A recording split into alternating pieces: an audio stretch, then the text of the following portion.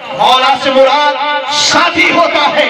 اگر لوگوں نے کہا پھر تعبیر کرنے لگے کہ مولا سے مراد یہاں پر دوست کے ہیں. میں نے کہا مدد دوست ہی کرتا ہے, دشمن مدد نہیں کرتا. اگر دوست مانو تب بھی تو مددگار ہوگا. اس لیے دوست ہوتا ہی وہ ہے جو برے وقت میں کام آتا ہے, جو آڑے وقت میں مدد کیا کرتا ہے. حضرات محترم, ہم نے جب مولا علی کو مولا کہا لوگوں کو تکلیف ہو گئی. کہنے لگے مولا علی کو مولا کہنا یہ شرک ہے, اس لیے کہ مولا صفت اللہ تعالیٰ کی ہے اور کسی مخلوق کو مولا کہنا یہ کفر ہے. میں نے کہا تو نے مولوی کو مولانا کہا تو یہ تجھے شرک نظر نہیں آیا, مگر یہ یاد رکھو کہ جو نبی نے فرما دیا وہ دنیا کے فرمانے سے نہیں بدلا جائے گا.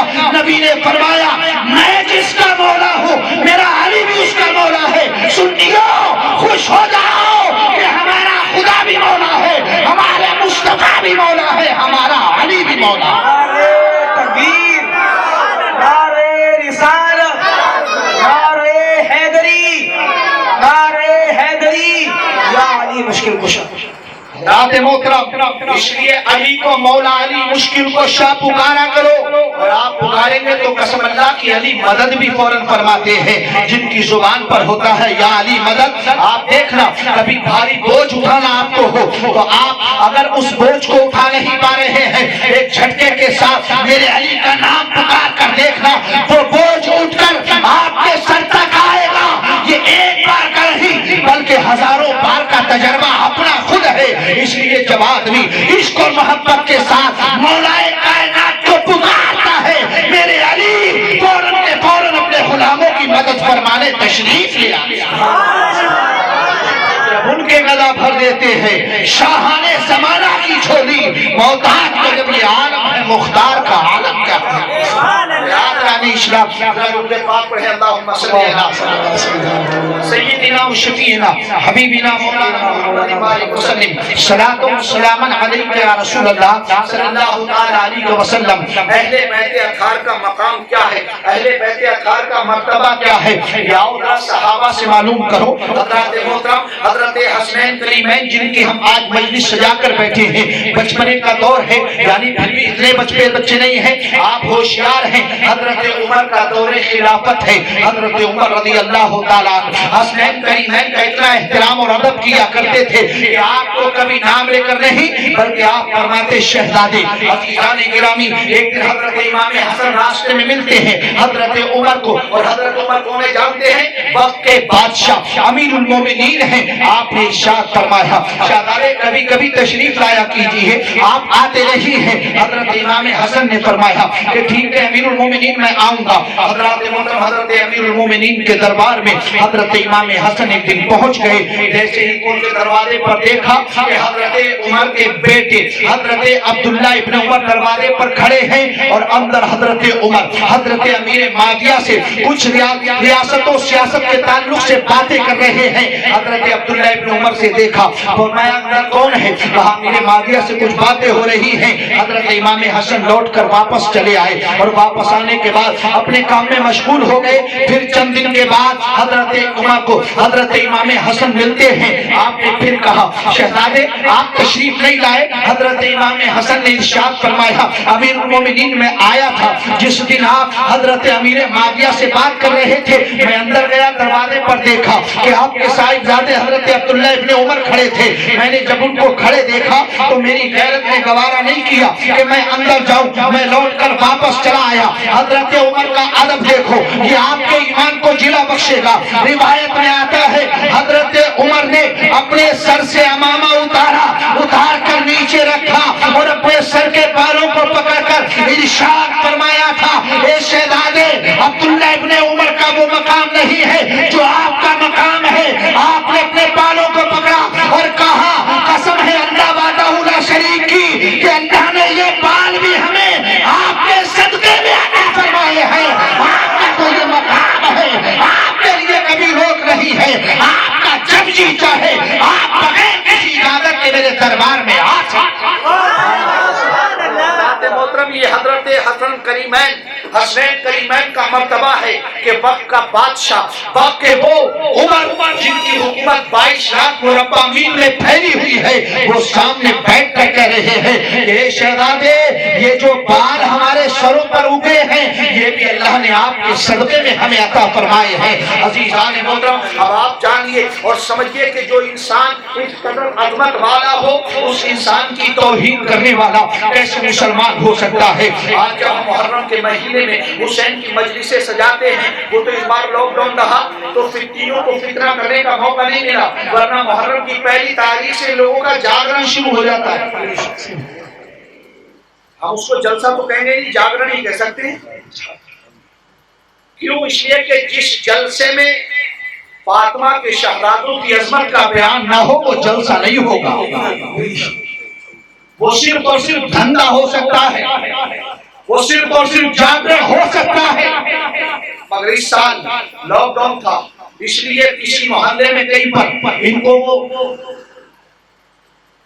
جاگرن کرنے کا موقع نہیں ملا، مگر اس کے بعد بھی جب کہیں پر کھچڑا بنتا ہے تو بولتے ہیں کہ ارے وہ حرام ہے، ہم محرم میں نہیں کھاتے، ہم عشری میں نہیں کھاتے، اور اسی کے بعد میں محرم نکلے تو پھر کھا لیں۔ لیکن آپ بتاؤں میں آپ کو کہ چاہے جتنا بڑا حرام وہ کہتا ہو، لیکن آپ کھچڑا بنا کر رکھیے اور پھر آپ اتنی لمبی داڑھی والے کو بلائیے جس نے ہمیشہ اس کے خلاف فتوے دیے ہوں، اس کے بعد آپ کہنا کھچڑا بنا ہے، آئیے ذرا کھا لیجیے، قسم اللہ کی سب سے آگے آ کر بیٹھے گا، اور بیٹھنے کے بعد پھر کہے گا ذرا لاؤ بوٹی، لاؤ اور کھلایا جائے۔ عزیزان محترم، اس کے بعد پھر وہ حرام اور حلال بھول جاتا ہے۔ میں آپ کو اپنے سامنے کی بات بتاتا ہوں، حسینی محلے کے پاس میں یعنی غالب نگر چوراہے پہ جہاں پر میں رہتا ہوں، غالب نگر کے کرائے پر ایک دن میرا گزر ہو رہا ہے، یہ تقریباً 3-4 سال پہلے کی بات میں آپ کو بتا رہا ہوں۔ ایک جماعتی ہے جس نے داڑھی کے ساتھ بھی وہ کھلواڑ کیا کہ کم سے کم 4 بار داڑھی کو بڑھایا اور 4 بار منڈا دیا۔ حضرات محترم، جماعت میں جانے لگا، لوگ اس کے پاس کھڑے تھے، تبلیغ کرنے لگا، میرا جاہل اب تک چھٹائی کرتا مٹھا گھماتا تھا۔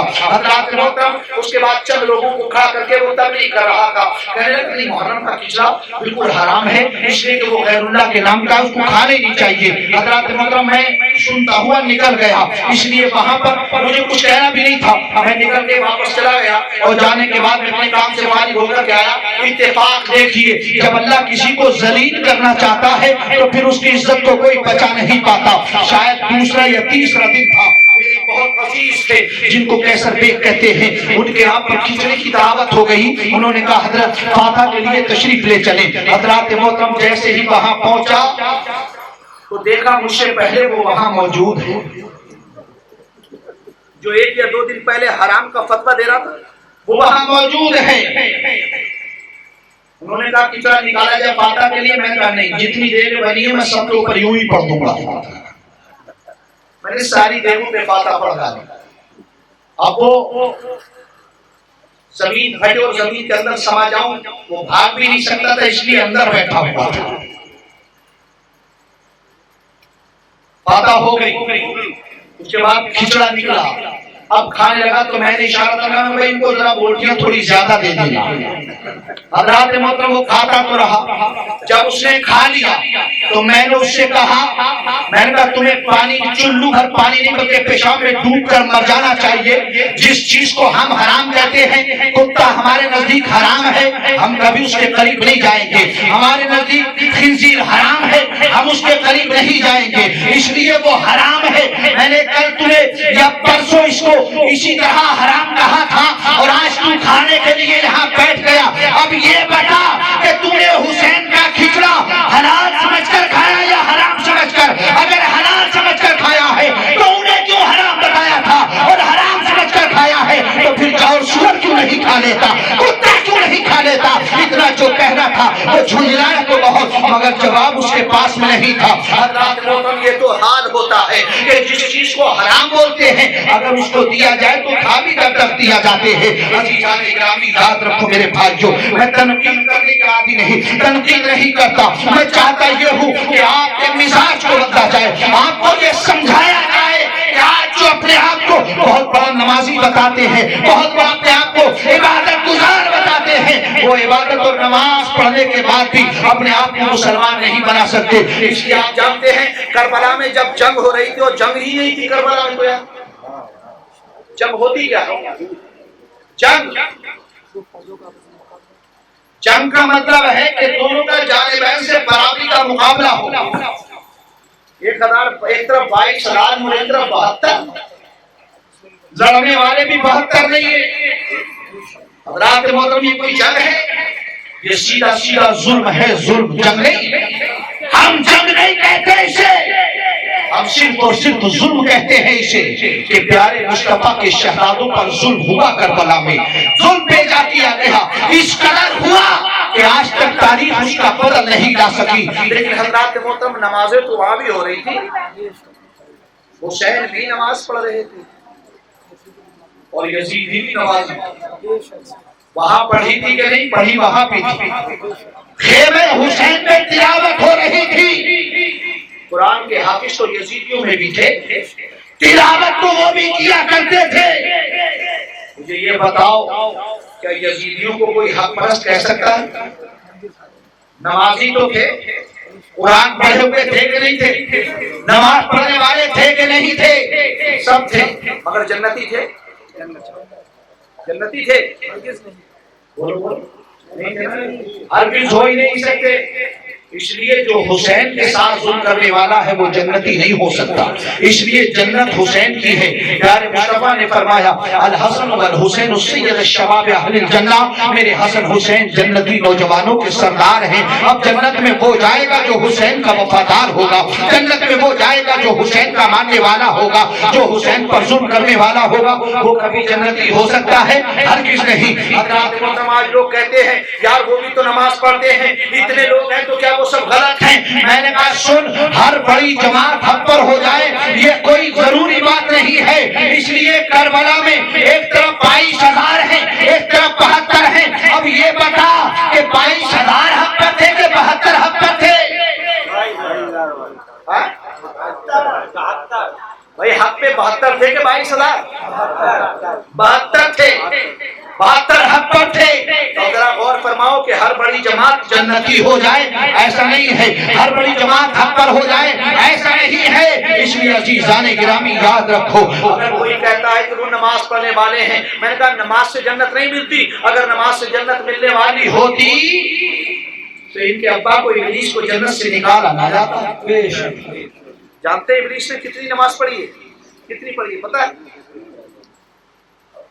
फरमाते सरकार हदीस पाक में, जमीन का कोई खित्ता, एक जर्रा भी ऐसा नहीं है जिस पर इब्लीस ने सजदा ना कर दिया हो।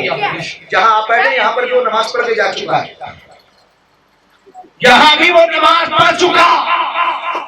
रिवायत में आता है कोई कहता है 5 करोड़ साल, कोई कहता है 3 करोड़ साल, कोई कहता है 7 करोड़ साल इबादत की है। लेकिन हज़रात मोहतरम जानते हैं जन्नत से निकाला क्यों गया?